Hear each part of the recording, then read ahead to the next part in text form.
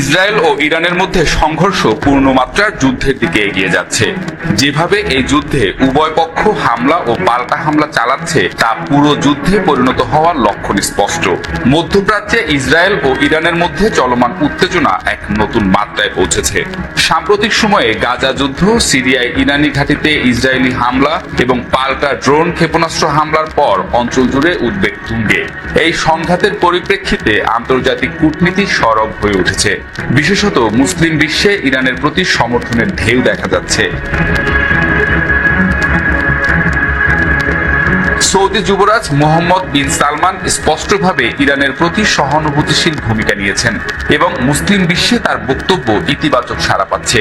তিনি ইরান এবং ইসরায়েল উভয়েরই কূটনৈতিক সম্বন্ধ বজায় রাখার চেষ্টা চালাচ্ছেন, কিন্তু একই সাথে সন্ত্রাস ও হামলার বিরুদ্ধে কঠোর অবস্থান নিয়েছেন। আরব লীগের এক বিবৃতিতে বলা হয়, ইসরায়েলের দখলদারিত্ব ও সন্ত্রাসী আচরণ পুরো অঞ্চলের নিরাপত্তাকে হুমকির মুখে ফেলেছে।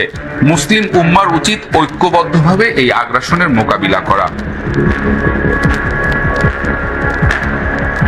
তুরস্কের প্রেসিডেন্ট রিসেপ তাইয়িপ এরদোয়ান ইসরায়েলের কার্যক্রমকে রাষ্ট্রীয় সন্ত্রাস আখ্যা দিয়ে বলেন, পূর্ব জেরুজালেম থেকে গাজা যেখানে মুসলিম রক্ত ঝরে সেখানে প্রতিরোধই একমাত্র উত্তর।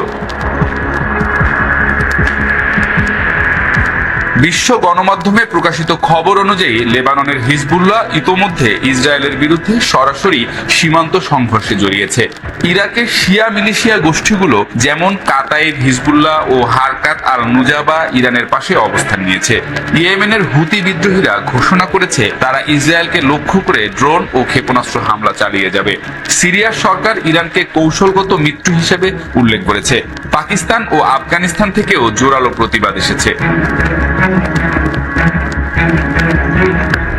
যুক্তরাষ্ট্র ও ইউরোপীয় ইউনিয়নের অবস্থান ইসরায়েলের প্রতি ঝুঁকি থাকলেও মুসলিম বিশ্বে ইরানের প্রতিরোধকে ন্যায্য প্রতিক্রিয়া হিসেবে দেখছে অনেকেই। এছাড়াও Al Jazeera, press TV, daily Sabah, Dawn news সহ বিভিন্ন আন্তর্জাতিক সংবাদ মাধ্যমে ইরানের অবস্থানকে ঘিরে ইতিবাচক বিশ্লেষণ প্রকাশ পাচ্ছে।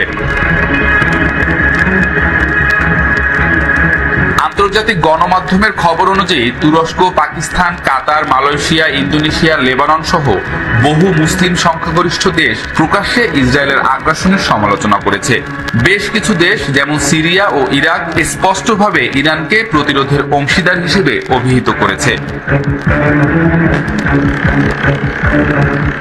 যদিও মুসলিম বিশ্ব রাজনৈতিকভাবে বিভক্ত, তবুও ইসরায়েলের সাম্প্রতিক আগ্রাসন ইরানকে কেন্দ্র করে একটি অদৃশ্য ঐক্য তৈরি করছে।